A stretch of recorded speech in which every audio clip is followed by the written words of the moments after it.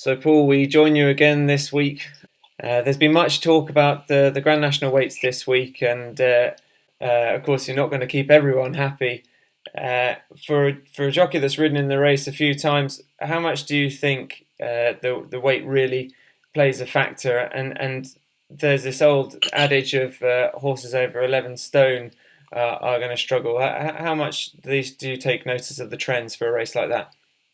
I suppose you have to look at them, but in a Grand National you can only take them so much for granted. In a Grand National you need, like, you can go down and your race can be gone at the back of the first if you make a mistake or your horse just isn't taking to it. But the horses up the top are very classy horses, and they probably deserve to be carrying plenty of weight. They're very good horses, and but yeah, it all depends, I suppose, how your horse takes to the track as much as what weight he's carrying nowadays. A race that couldn't be further away from the Grand National. We start your weekend at Dundalk this evening. A rare visit to the track for you. 9 o'clock this evening with Peak Sue. Tell us a little bit about that. Yeah, I haven't been there in a while. He has plenty of weight there this evening, so I said I'd take the trip up to take the ride. And I'm a very good horse in his day.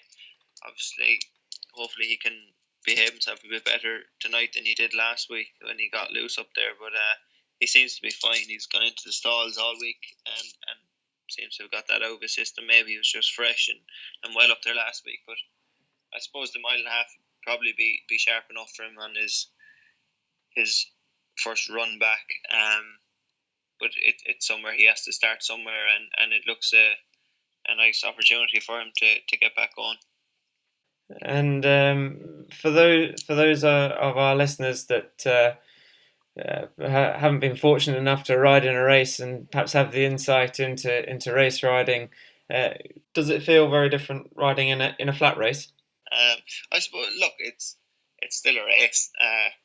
It's probably a bit more straightforward, a bit more tactical, but a bit more straightforward than a jumps race, as in you don't have to watch the horse in front of you that are making mistakes or that it probably leads to a more tactical race. But look, I don't think we're going to be going much quicker than we do for the champion hurdle over 2 miles around Cheltenham either. So no, it's nice. It's good to get your eye back in, and it definitely it's a help, I think, to be riding on the flat and keeping you sharp and alert to things.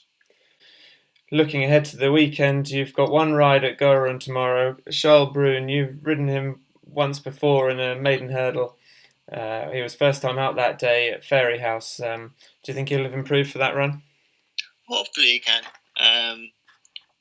It's his second run. You'd imagine, like, he'd never ran on the flat or in bumpers before that, so everything was very new to him that day. Hopefully, if he can improve from that run, he can run respectable again, and it's probably all a learning curve with him. Yeah, another learning day for him tomorrow. Two that are a little bit more experienced at Navan on Sunday. 2 grade 2s. It's a smart card with a grade 3 as well. You've got to ride in both the grade 2s. We start in the 3:10 with Thomas Hobson. It's a 2 mile 5 hurdle. He's one of 2 for Willie and Rich Ritchie. Ruby rides Renetti. But I'd have to say, looking at the race, Sutton Place probably looks like the one to beat on ratings for the McManus team. He does, of course, and Gordon's other horse, the Plot and Shed, on ratings, they look well treated. Hopefully, the step up in trip and the softer ground will suit my lad rather than Leopardstown over 2 miles the last in a very competitive handicap where he's carrying a lot of weight. That was his first run back since April, so look, we hope he can improve for the ground and the trip and having the run under his belt, but he still looks up against it. Gordon seems to have a strong hold in this race. Renetti ran a cracker behind Jetski his last run in Navan, so hopefully he's quirky, as everyone knows, so if he can get away and is on a good day, hopefully he can put it up to one of Gordon's, but Sutton Place looks very well. And an hour later, you're riding in another grade 2, but a novice chase this time, 3 miles. You ride Bellow Home. You gave York Hill a lead for a little while on him at Leopardstown last time out. There's no York Hill this time, but it still looks like a very competitive race. Very competitive, yeah, is probably the word for it. Sandra's horse was good around there, and Tony Martin's horse probably sets the standards, and a Bellfly. He looks very classy. My lad, he was probably a bit disappointing at Christmas with Danny in the 3 mile in Leopardstown. He ran okay, I suppose, over 2-3 the last day. I felt the better ground, and 2-3 was probably sharp enough for him. But that could have been just trying to lie up with York Hill as well, which is never easy. So, hopefully he's back in his own kind of grade here, so to speak, and can put up a nice performance.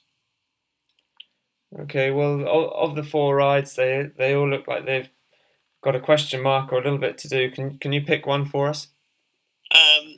I'd nearly take a chance with Bellomom. I think he's open to the most improvement of them, and I just feel we haven't seen the very best of him yet. But look, he's going to be up against it. And whilst we've got you, Paul, it's that time of year where everyone's starting to look towards the festival and always looking for festival pointers.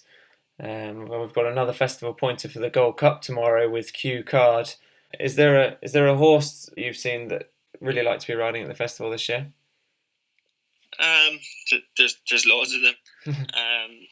A young horse or a dark horse, perhaps.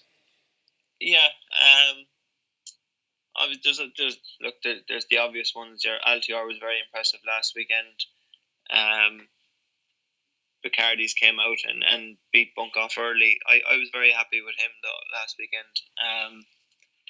He was very keen for the early part of the race with me, and probably done a bit too much for the 2 1/4 on a bit of slower ground. I think he'll appreciate better ground in Cheltenham, proper gallop over 2 miles in the Supreme Novices, and I definitely wouldn't mind if Ruby chose Mellon and I got the leg up and Bunk Off early.